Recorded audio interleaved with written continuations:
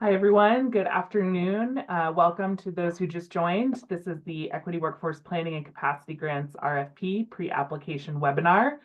I'm going to give it one more minute to let folks trickle in, but in the meantime, please know that we will be recording this session. If you do not want to be recorded, please turn off your camera.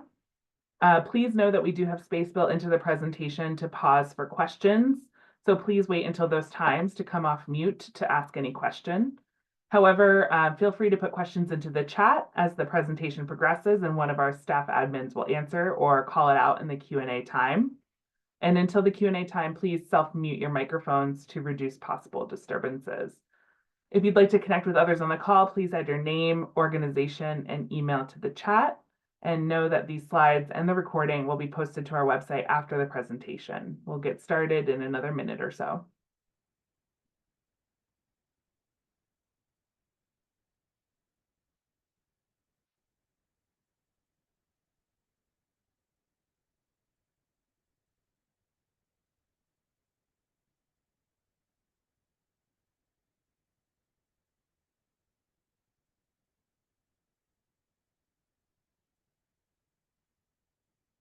Okay, it seems like folks are here and we would like to get started and be on time. So good afternoon again and welcome to the Equity Workforce Planning Capacity Grant RFP pre-application webinar. We do have space built in the presentation for questions, so please wait until those times to come off to mute to ask any questions. In the meantime, if you do have a question that you'd like to put into the chat, please do so, and our staff admins will answer that or call it out in the Q&A time. In the meantime, prior to Q&A, please self-mute your microphones to reduce possible disturbances. And if you'd like to connect with others on this call, please add your name, organization, and email to the chat. These slides and the recording will be posted to our website after the presentation. We will get started now, I guess. So for everyone, thank you for being here. Next slide, please.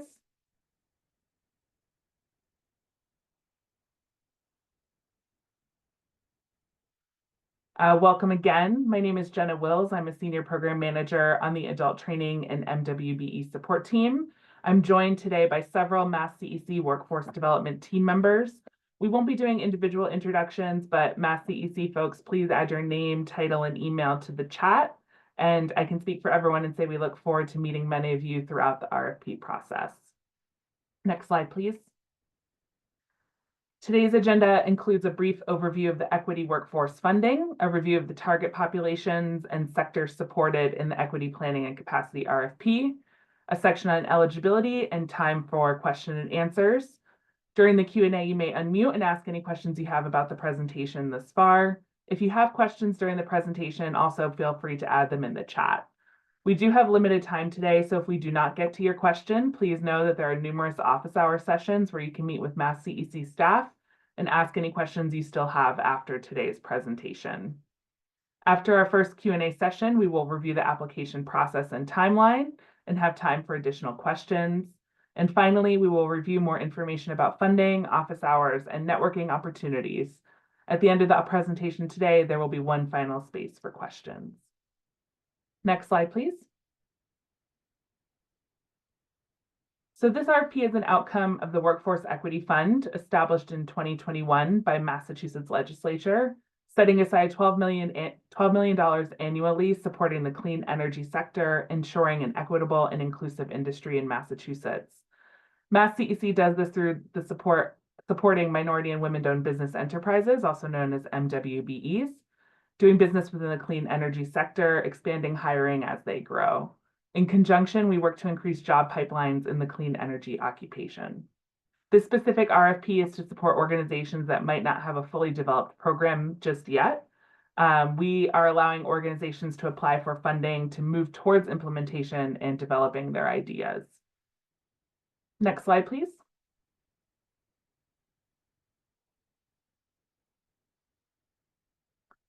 This slide reviews targeted populations. We are supporting specific populations with this RFP. You can follow the QR code to get more information and also refer back to the RFP itself. The first target population are individuals that live within environmental justice, also known as EJ neighborhoods. These individuals are disproportionately negatively impacted by climate change. The bullets outline what is legislated as meeting the criteria for an environmental justice neighborhood. The QR code also shows an interactive map that you can dial into specific neighborhoods around the Commonwealth and see what might be an environmental justice neighborhood or not. Also included in the target population are members of federally recognized or state acknowledged tribes, members of underrepresented communities in the clean energy workforce, and current or former workers from the fossil fuel industries. Next slide, please. And I'll pass it off to the next Mass CEC staff person. Thank you. Thanks, Jenna. So those of you who are past grantees and experienced in our ecosystem will probably recognize that our team has grown a lot lately. And so we've split off different focus areas to be better able to support our grantees in the ecosystem. So we now have an adult training and MWB support team, which is running this RFP today. We have a separate student and young adult team, and they're going to be running their own RFP process throughout the fiscal year. So you should keep your eyes open for those RFPs. But part of that means that you're going to have to decide which RFP is a better fit for your application and your program. This decision chart that you're seeing on the screen right now is actually a quick way to kind of figure out, of course, if you're, after looking at the chart, if you're unsure about where your program falls, you're welcome to come to our mini open office hours and discuss your program concept with us, and we will help guide you in the right direction. But to put it in a nutshell, if you look at the yellow boxes, those are sort of the endpoints. So if you look at the top, if you're serving populations under 18, you probably should be looking at the upcoming student and young adult RFPs. If you're clearly serving adult populations, this RFP that we're discussing today, the Equity Planning and Capacity RFP, is a fit for your program. If you're serving that population of young adults, 18 to 24, it's really going to come down to looking at their needs, but also looking at what the off-ramps are that you have planned for your program. So those programs that are leading towards internships, continued education, pre-apprenticeships in some cases, those are probably more student and young adult focused. If you are looking at a program that will lead them eventually to a clear placement, which does also include placement into an apprenticeship position, that could lead to our RFP that we're discussing today. So again, if you find that you're kind of in that ambiguous area, please come to our open office hours, but this is a quick look at it. This chart is also available as part of the RFP packet. So if you go to the RFP website, attachment 6, which is called the decision chart, is a slightly more complex version of this chart that gives even further details to help you figure out where you might fit in terms of an application. Next slide, please. So as mentioned by Jenna, we have various target populations. One of the populations that we are particularly focused on is minority and women-owned business enterprises. And we are focused on them because we recognize that the clean energy sector is fairly homogenous, many small companies that are Caucasian male-owned. And the data basically shows that businesses owned like this tend to hire individuals who look like the owner, just this fairly standard systemic issues that lead to that. And so to do a theory of change, we're both training individuals, but we're also supporting increase of businesses of diverse backgrounds in this sector. And at the same time, that will lead to potentially wealth growth of the populations that are represented in those businesses, which is an additional benefit. So the way we define MWBE is if the business is at least 51% owned or controlled by a minority or woman population. We do not require that the MWBEs being serviced by the grantee be certified, but they must be in a state where they could be qualified as certified as an MWBE in the state. So next slide, please. So the other big news about the RFP, other than the split between adult and student population, is the hub and spoke program model for MWBEs. So those of you who are in our grantee pool may have heard of this a little bit, but in the coming fiscal year 26, all MWB implementation grants will be requiring a hub and spoke format. So if your program is providing a fairly base level service that's uniform, that's beneficial to all MWBs, you might be able to be a hub where you could provide a large suite of services to many MWBs in the system. And then you would refer to the spokes, which are grantees that would be providing more specialized service. So if you're MWB support is focused on a specific sector, or you're focused on a very specific sort of service, like say the primary service you do is certification, and you don't provide many other services, although you have some in your suite, you might be better suited to be a spoke. So if you're planning to apply for a planning or capacity grant, focus on strand C, which is the MWBE focus strand.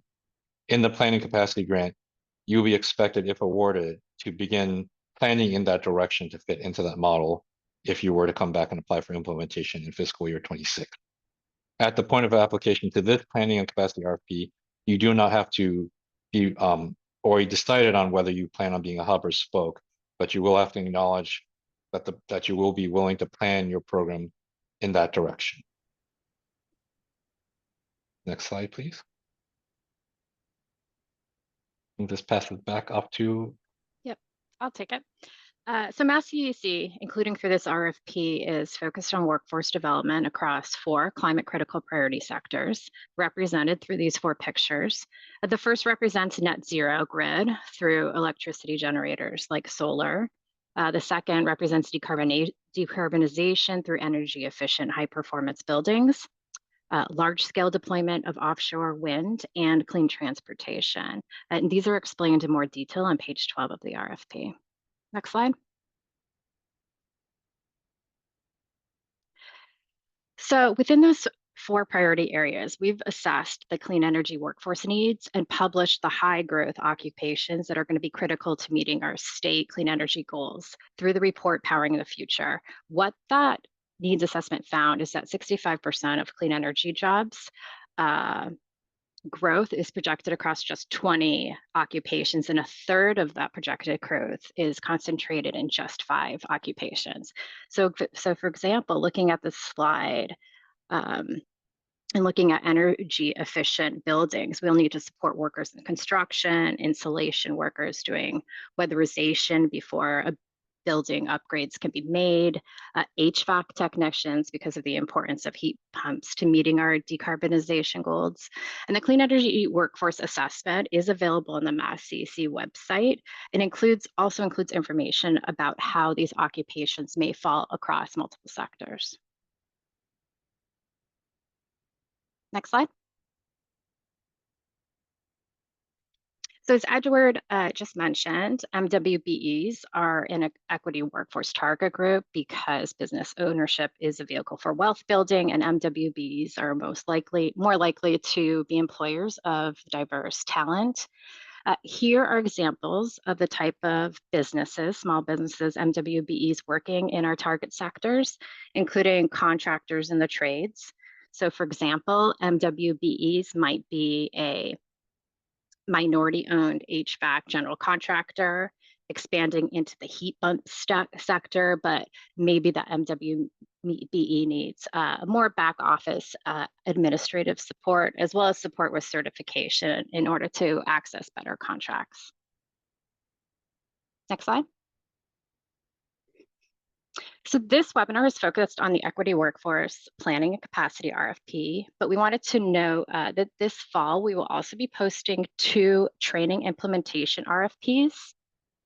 On the left in green, you'll see the Climate Critical Workforce Training RFP, which supports the building and scaling of career pathways and upskilling programs for all Massachusetts residents, so the residents can access and advance in our climate critical priority occupations.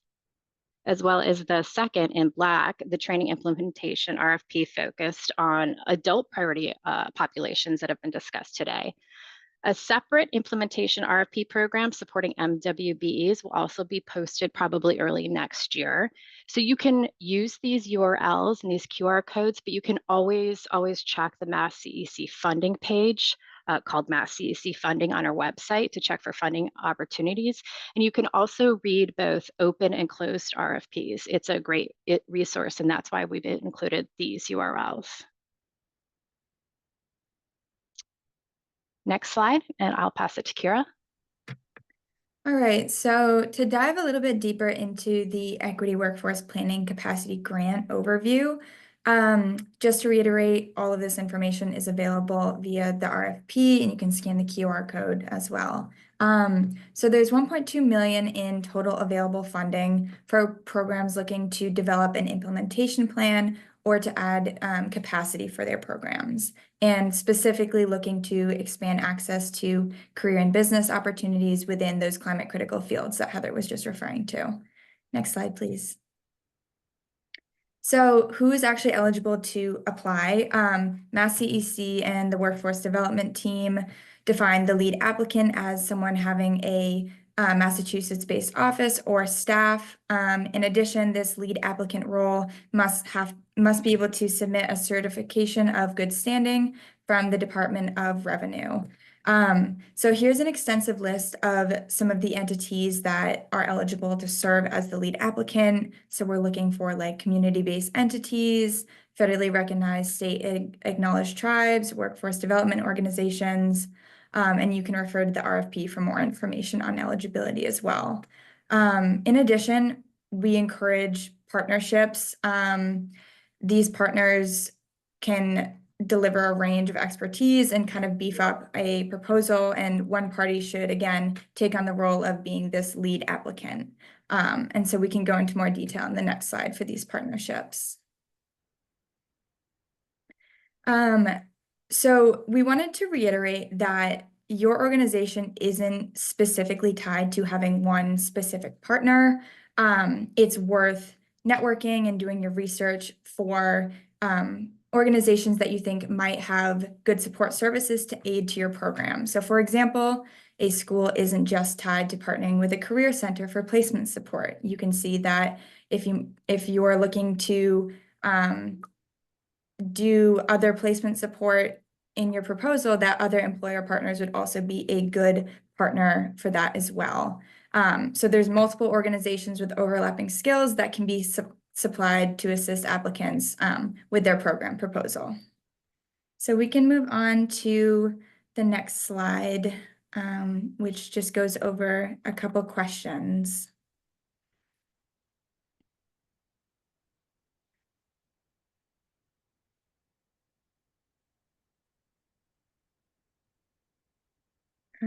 Okay, does someone on the Mass CEC side want to answer some of the questions that we've gotten?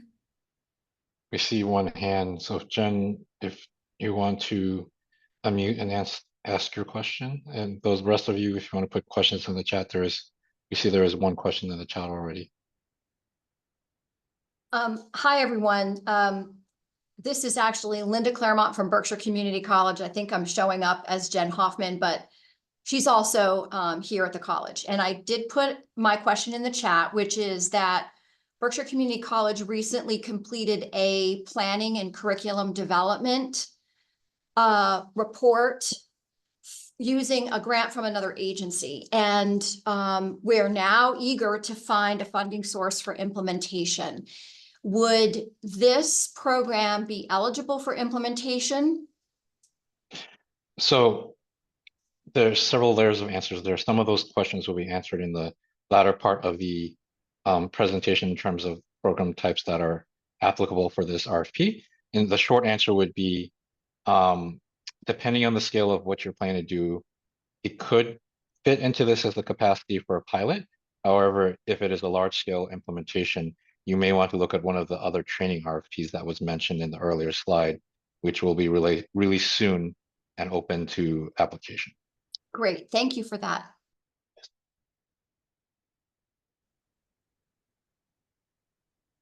Any other questions? We'll take one or two more. We want to keep moving since this is an informational webinar, and advise you to come to office hours if you want to get really deep into details. Okay, so we see no other questions in the chat. One last second if anyone has any questions, and then we'll pass it to the next person on the team for the next slide. So go ahead, next slide, please. Thank you, everyone. So now we're going to walk you through the application process. The first step is to read the RFP and all of the forms and attachments entirely to understand the requirements and Mass CEC's objective. The second step is to attend the webinar as you are doing, attend office hours, which will be outlined on future slides, and utilize other informational resources offered, which are all outlined on our RFP site. The third step is to contact us with any questions, or if you want to discuss your ideas, we are happy to answer them if you email rfpworkforce@masscc.com. And to actually submit this application, you have to submit all completed forms and attachments adhering to word limits, format requirements, and other instructions listed within the RFP and each attachment. And you have to email these to rfpworkforce@masscc.com by 11:59 p.m. on May 19th, 2025. Next slide, please. And so this is what the application packet will look like. These 6 forms and documents are listed on page 16 of the RFP. But you, on submission, you do not have to submit attachment 4, 5, or 6 unless you want to make changes to the boilerplate in the grant agreement templates. This is your only time to do so. And then some notes about the actual application packet. Responses must adhere to the instructions within each attachment. Attachment 3, which is about the budget, should be submitted as an Excel file with all the tabs filled out. And at least 2 MOUs or letters of support from employer partners must be attached or submitted as separate documents. And any additional attachments will not be considered during review and scoring. Next slide, please. And lastly, this is just looking at the application timeline. Again, we will go over office upcoming slide, but the first office hours is tomorrow, 10/24 at 5:30 p.m. And the big picture on this slide is that the priority deadlines, there are 2, and the first one is December 6th, and the second is February 28th, 2025. The final deadline and when all proposals are due is May 19th, 2025 at 11:59 p.m. We will conduct interviews of applicants as needed, and you will get a notification of your application approximately 6 to 8 weeks after submission. Next slide. And I will pass it to Christina. Thank you, Maeve. So on this slide, we've posted some selection criteria and items we consider when reviewing proposals. If you want some more detail on each of these, you could refer to page 20 of the RFP. The first item listed here is applicant and partner experience and qualifications. So we're going to be looking for information regarding your demonstrated track record of working with your target populations and also working with partners to implement programming. The second is target occupations, businesses and populations. So we're going to be checking to make sure that target occupations align with climate critical occupations and that the target populations meet the criteria outlined in the RFP. We also look to see that the planning and capacity concepts demonstrate an understanding of the participant assets and barriers of that specific population. The third item listed here is the strength of the initial plan and capacity building concept. So in addition to looking to the strength of the plan, we also look to see that the budget also includes any relevant direct and indirect costs and accurately represents what's described in the proposal. The fourth is a commitment to maximizing partnerships, resources, and TA. We look to see that you identify any needed partnerships that would be required to execute the programmatic vision, as well as to make sure milestones, deliverables, and timelines align with the proposed project. And then finally, we're looking at diversity of approaches. So this includes team diversity, so that the applicant teams are diverse, as well as geographic diversity, that the climate critical business fields and project plans are diverse, and sector diversity. Next slide, please. Activities that are not eligible for funding include the cost associated with preparing this proposal, the purchase or lease of venue space or equipment intended for general operating purposes, as well as activities that occur before or following the term of an awarded grant. So we can only fund activities within a designated grant term. Next slide, please. And now we'll pause here again for Q&A, so feel free to drop any questions in the chat.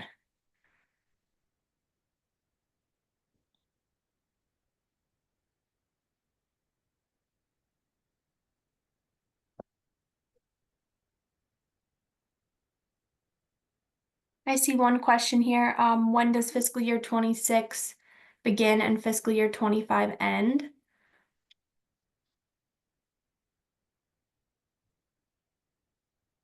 if someone wants to jump in, I know what our fiscal years are, but I don't know if that applies to like grantee schedules. Yeah, so we follow the standard fiscal year, not the federal fiscal year. So fiscal year 2025 runs July 1, 2024 until June 30th, 2025. And then fiscal year 26 runs from July 1, 2025 through June 30th, 2026.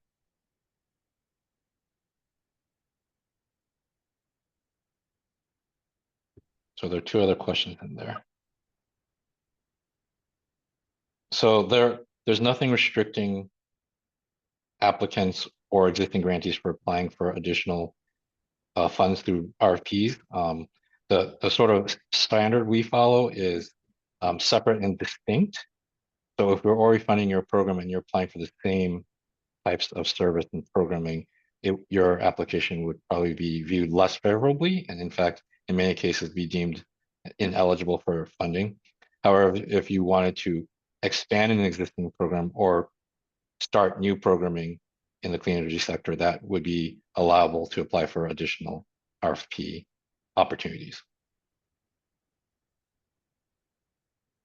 And I see, okay, so there's one more chat question I see hand, so we'll take those two and then move forward. So in terms of equipment for operational purposes, so essentially what we're saying there is that if the funding is being used for direct programmatic equipment, that's eligible. But however, if you're saying you want to buy, say, like an office copier, where the majority of the use of the copier wouldn't be for the program, that would probably not be viewed as a acceptable use for the funding. And then I see, and forgive me here if I mispronounce your name, Sarai. Yes, Saira Hashmi. Thank you so much for the presentation. I just have a quick question regarding, so we have funding from Mass CEC, but for educational side, and it's now the implementation of generating workforce. So I know you mentioned, or maybe I didn't quite get it. Are we eligible to apply, and we're in the phase of bringing partnerships in, but we need funding to expand our program? Or maybe it's a question for a separate office hours. I don't know. I just wanted to throw it out there. So yes, I would advise you to come to office hours, because in office hours, we are able to talk a little bit more about concept details. Okay. But broadly speaking, if you are in a phase where you're moving from sort of a planning and education phase into an actual implementation phase, you would not be restricted from applying. You could apply. It goes back to the same answer we gave earlier.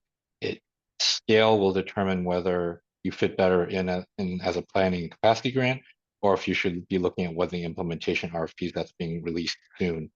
And then also the other element too is, depending on which team you currently have funding from at Mass CEC, workforce team, our standards are a lot more strict than a lot of the other teams, because we're looking at equity workforce, which is dealing with barriers and challenges faced by the target population. So there are, a lot of... We are actually dealing with the population that you just mentioned.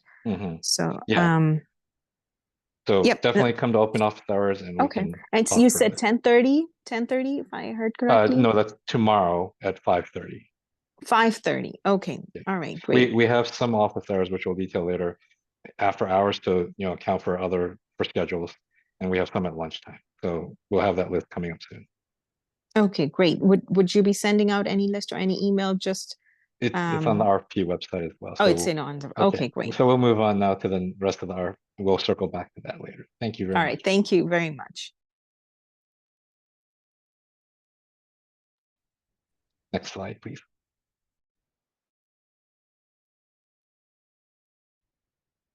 And passing it over to Ben here.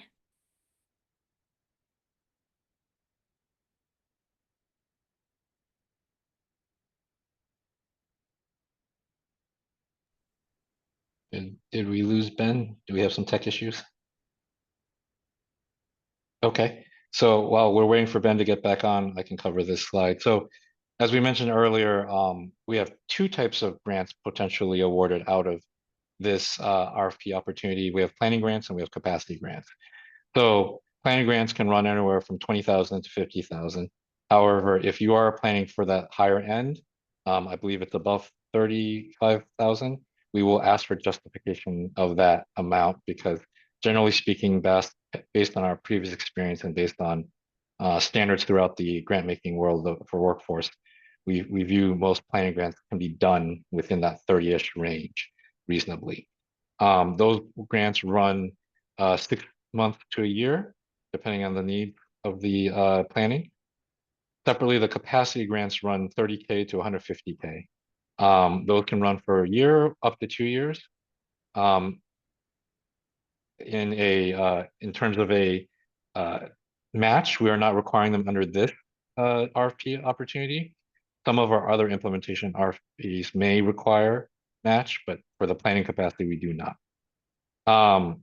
So the goals of both sort of types of grants are to lead an applicant to the potential of becoming a full implementation awardee in the future and being able to roll out their programming to impact the clean energy ecosystem on a very large scale.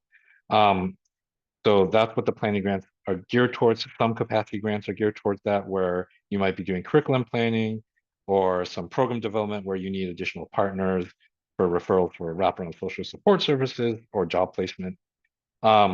In some cases, we also award capacity grants when we see a program application that doesn't require full implementation funding to come to scale.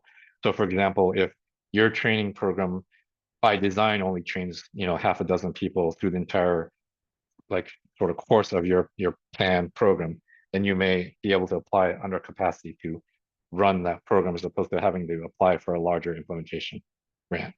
Capacity building, as I mentioned, you could do curriculum development, program development. We do support hiring staff needed to scale up. So if you find that you're short staffed to be able to actually run an implementation, this would be a first step to getting that staff in place. And we also in the past have offered a separate strand to allow existing programs to expand the wraparound social support services. That's now been just rolled under the capacity grant in general. So if you're running a program right now funded by us or funded by other state agencies that is supporting training for individuals entering clean energy or for MWBs pivoting or growing in clean energy, and you find that you need additional stipend funds or additional interventions or referral supports, then this is one way you could add that to your program. And it's just to note both types of grants. You're going to find that we do things a little bit different than a lot of other grant makers. We provide technical assistance. We actually are a thought partner throughout your grant process, and we do that on a higher touch level than most grant makers. So we're here to ensure you succeed once you're in our ecosystem. So next slide, please. So eligible funding use examples. As we mentioned, you can try to clarify your curriculum and build it out. You may find that you have a training idea, you have the curriculum in place, but you need to figure out what the right cadence is for that training, because sometimes it's not just about when you deliver the training, but when employers are hiring. So if you plan your training and the people come out of the training and there are no jobs available, that's not an ideal situation.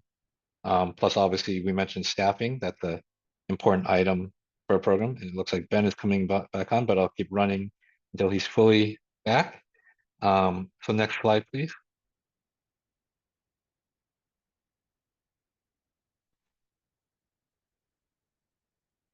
So again, there's 3 strands, and Ben, let me know when you're ready. Yeah, sorry about that. So we have 3 programming strands, which you would have to determine which of your planning capacity grants you would be applying for. Strand A is our career pathway training leading to employment in climate critical priority occupations, with the goal to build job training and support capacity to fill workforce gaps for climate critical sectors, for underserved populations and our targeted populations. Strand B is our clean energy career awareness, exploration preparedness for adult learners and job seekers. So kind of looping back to the decision chart, this is kind of the area where you would have to maybe determine, is your career exploration a better fit for student and young adult or for adult-specific career exploration activities, with the goal of this strand being to expand awareness of and access to climate critical careers for adult individuals from our target populations. And the strand C programming strand is the development of the statewide system of the creation and expansion of MWBEs in climate critical fields. And again, this ties back to the hub and spoke as we're looking to establish a statewide framework to provide uniform and equitable access to baseline services and supports for MWBEs. Next slide, please. And I will pass it to Anitra to go over office hours and networking opportunities.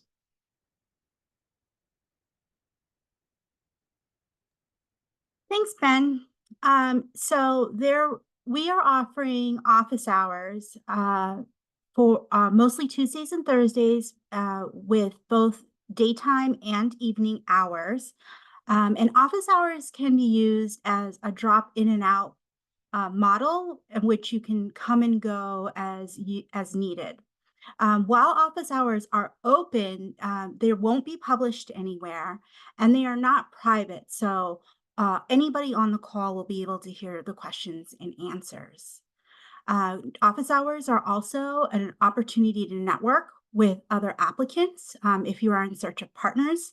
And we can definitely discuss some of the concepts and ideas of your program. However, we're not able to give any sort of funding decisions during those office hours. So we'll move to the next slide so that you can see the dates that are available between now and January 16th. We will be posting more dates coming in 2025 that will carry us through the end of the RFP. And so now we'll move to questions and answers. So Weezy, would you like to unmute and ask your question?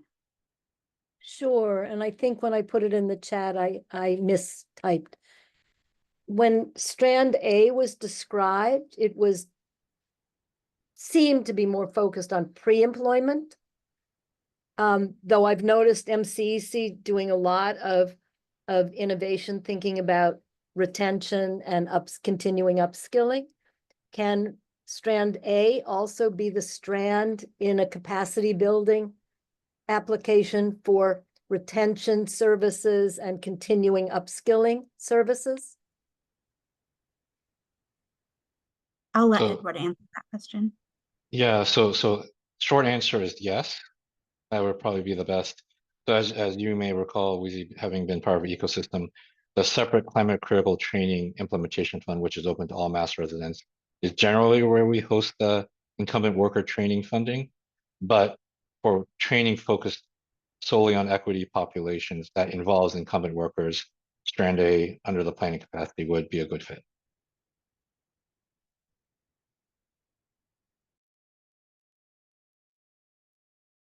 Thanks for your answer there, Edward. I do remember that there's somebody else had a raised hand if you would like to unmute and ask your question.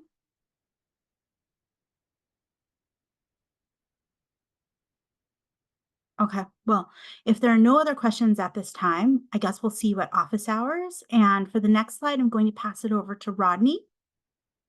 I do have a quick question. Oh, go ahead, Brenda. I didn't see your hand up. Sorry. That's why I didn't put my hand up. I just was writing it in the chat, but I said, okay, I can just, I didn't know how long that would take. So my thought is we have a building that we can add a second story to and make it sort of an engineering hub and combine it with advanced manufacturing. Is that something that we could apply for? And if so, what strand would we use to do that? So depending on the scale of the amount of funds you need to do that, that might actually be best submitted to the climate critical training implementation RFP that we're about to launch alongside the equity training RFP. So those of you who have applied in the past recall that we had ARPA funds, which we supported equipment and infrastructure. Since ARPA funds have been expended, those have now been consolidated under the climate critical training RFP, where we will continue supporting equipment needs of training programs. So that would be the best fit. If it's a very small amount, it could theoretically apply as a capacity grant under this fund. And if it's intended for individual training, it would probably be a Strand A sort of application. It probably would be a bigger project. Mhm. Thank you. Yep.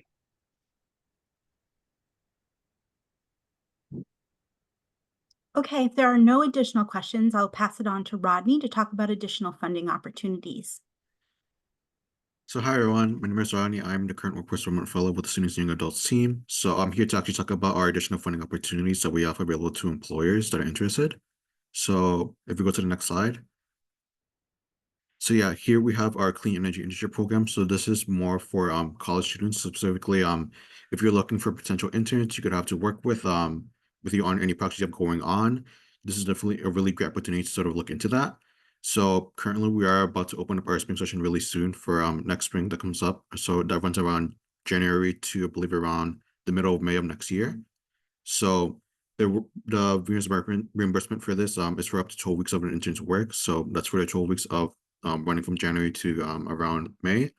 And you can potentially get up to 2 interns, maybe a third one as well, if they're from a community college, for a potential total of $4,230 per intern. So again, this is a really great opportunity if you're looking for potential interns to work on any projects you have going on.